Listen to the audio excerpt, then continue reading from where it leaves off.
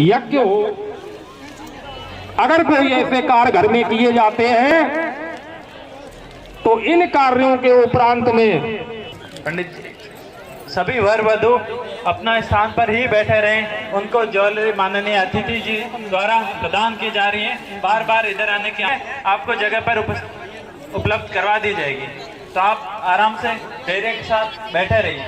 जो भी सामान है वो सब आपको अपनी जगह पर मिल जाएगा। धन्यवाद। क्या नाम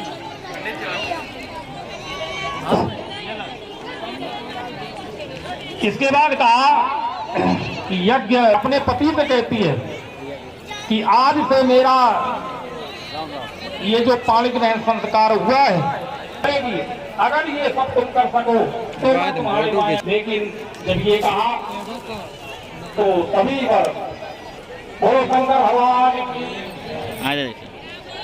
ठीक है, आप लोग ध्यान दें, ऊपर वधु के साथ में जो उनके परिजन हैं और ये जगह जगह खड़े हैं, इनसे अनुरोध है कि आप लोग अपनी अपनी जगह अपना स्थान ग्रहण कर ले, अपने अपने जगह पर बैठ जाए। भैया जगह छोड़ दे यार, थोड़ा जगह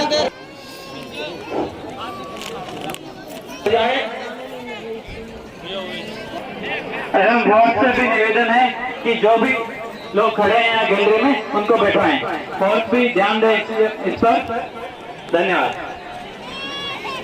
सर कहा, कन्या ने कहा कि ये स्वामी ऋतु के अनुसार कहा भोजन होने चाहिए, ऋतु के अनुसार वस्त्र होने चाहिए, और आज से विवाह हो गया तो स्त्री का भरण पोषण करने का अधिकार किसको है? तो कराया का पति को है। आज से विवाह के उपरांत जो भरण पोषण है उसका अधिकार केवल पति को है, ना तो पिता करेगा और ना ही कन्या का भाई करेगा। तो आज किसको करना है? आज पति को करना है। तो कैसे करना है? तो ऋतु फलम, ऋतु के अनुसार फल, ऋतु के अनुसार भोजन और ऋतु के अनुसार वस्त्र होने चाहिए। अगर ये तुम व्यवस्था बना सको, अगर ये तुम कार्य कर सको तो बताओ मैं तुम्हारे पायांग आऊं, नहीं तो आज भी मैं अपने पिता के यहाँ कुंवारी हूँ, पिता के घर में ही रहूं। इस तरह से ये दूसरा वचन है।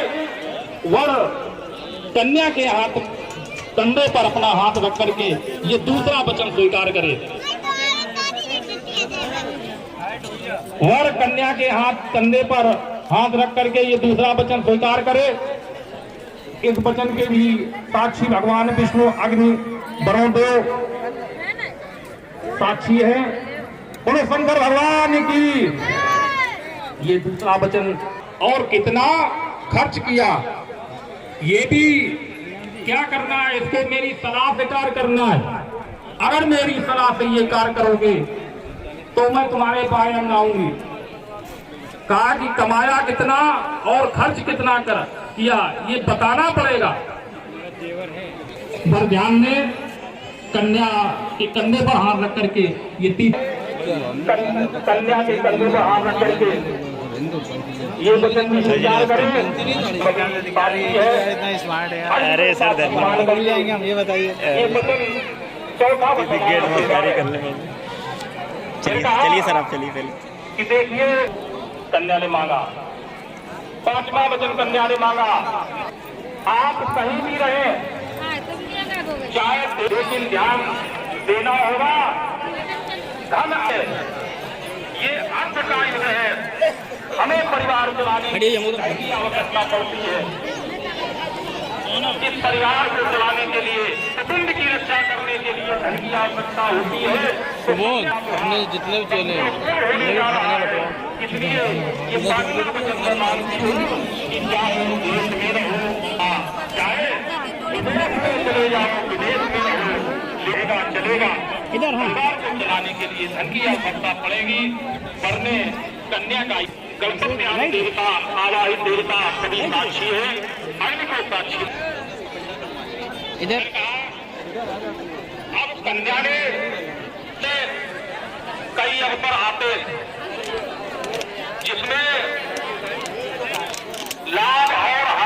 लाभ भी होता है और कभी हानि भी हो जाती। कोई ऐसे कार्य होते हैं जिसमें हानि भी हो जाती, नुकसान भी हो जाता है, मुनाफा भी हो जाता है। तो खर्च क्या हुआ वो भी मुझे बताओ। यदि मुझे साथ में रख करके मुझे विश्वास में रख करके अगर ये कार्य करोगे तो मैं तुम्हारे बाएं अंग आऊंगी, अन्यथा के घर में रहूंगी। इस तरह से ये छठा वचन भी की है। भगवान ब्रह्मा साक्षी है, स्वीकार किया। कामना होने पर भी दूसरे अग्नि के भाव से देखेंगे, किसी अत्यंत कामना, चाहे जितनी कामना हो, लेकिन फिर पराई स्त्री से आप प्रेमी भी मेरा विवाह पूर्ण नहीं हुआ है, तो पर ने ये 7वां वचन भी स्वीकार किया। बोले शंकर भगवान की। जब कन्या वर के दाहिने की तरफ ओर चली, ये कन्या अभी तुमने 7 वचन मांगे हैं और उन वचनों को मैंने पूरा किया। मैंने कहा उन वचनों को हम जीवन पर्यंत तक निभाएंगे, इसलिए हम चाहते हैं कि मेरी भी प्रतिज्ञा है, मेरे भी कुछ वचन है, उनको भी तुम मानो।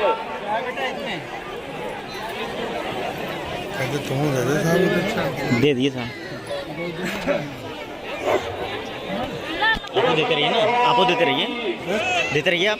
तो इस तरह से ये आज का जो विवाह वैवाहिक कार्यक्रम है, देखिए कुछ कन्या के नियम है,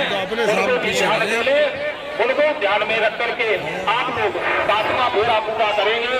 सभी हम लोगों की तरफ से जाना चाहिए।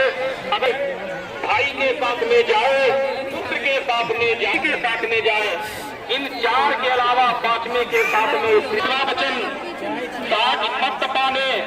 देखिए विवाह उपरांत किसी भी स्त्री को एक तरह पुरुष किए हुए तरह पुरुष के सामने स्त्री को कभी नहीं जाना चाहिए।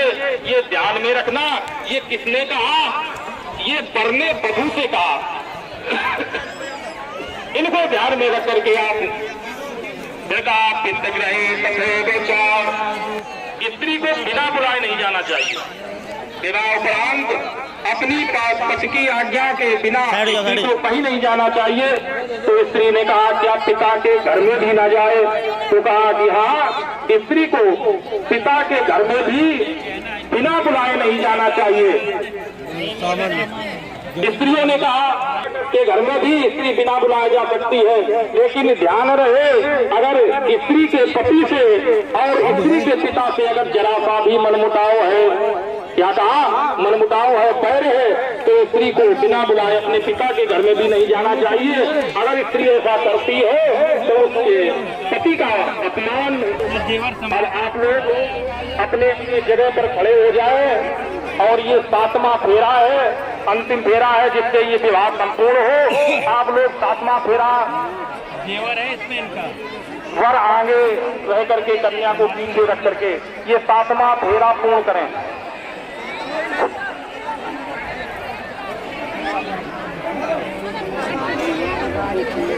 जेवर है तुम्हारा,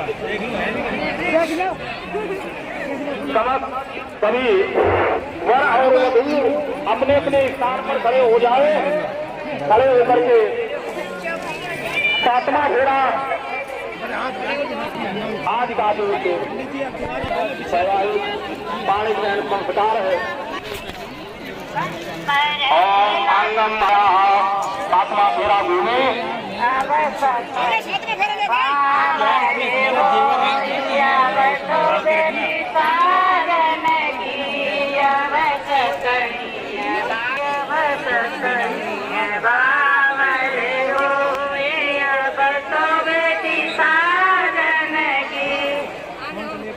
इस तरह से अपने अपने जगह पर बैठ जाएं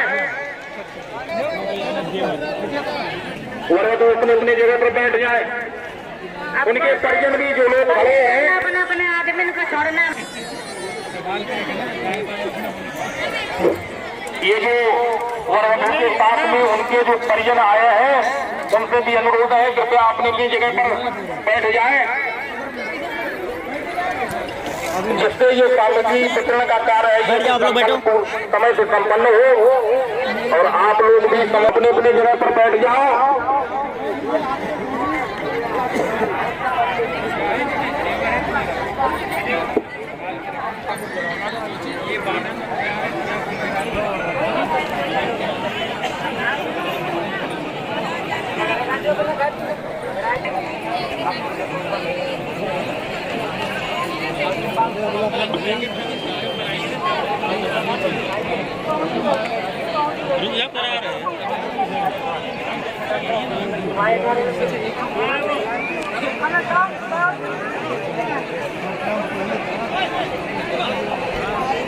अगर मार्क लगा तो खुशी ना